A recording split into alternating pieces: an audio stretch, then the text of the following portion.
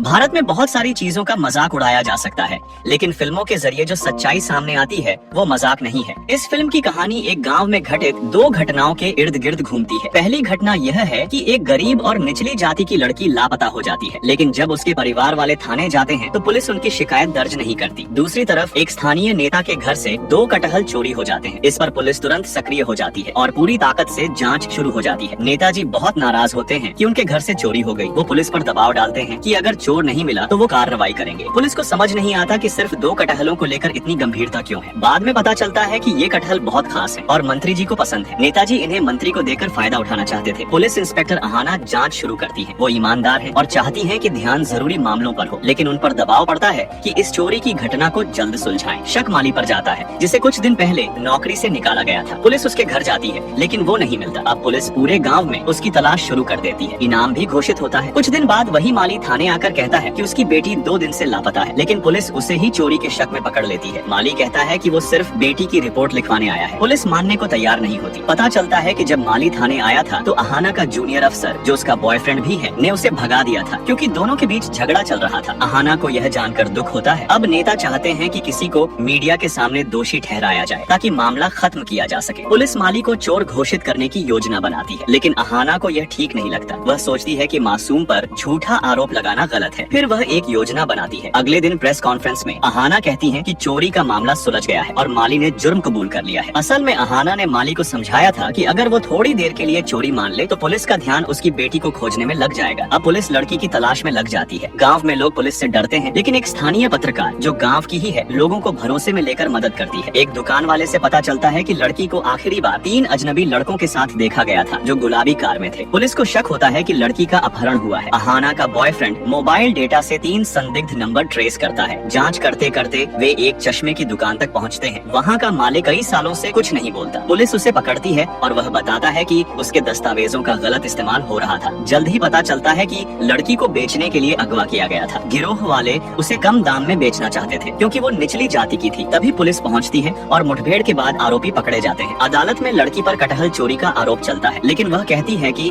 उसने कुछ नहीं किया। माली और अहाना सच बता देते हैं कि आरोप झूठा था। अहाना कहती है कि उसने ऐसा इसलिए किया क्योंकि कोई लड़की को खोजने में मदद नहीं कर रहा था। अदालत सारे आरोप हटा देती है और कहती है कि इंसान की जान कटहल से ज्यादा कीमती है। अहाना और उसके साथी को प्रमोशन मिलता है और केस खत्म हो जाता है। अंत में पता चलता है कि कटहल असल में बंदर उठा ले गए थे।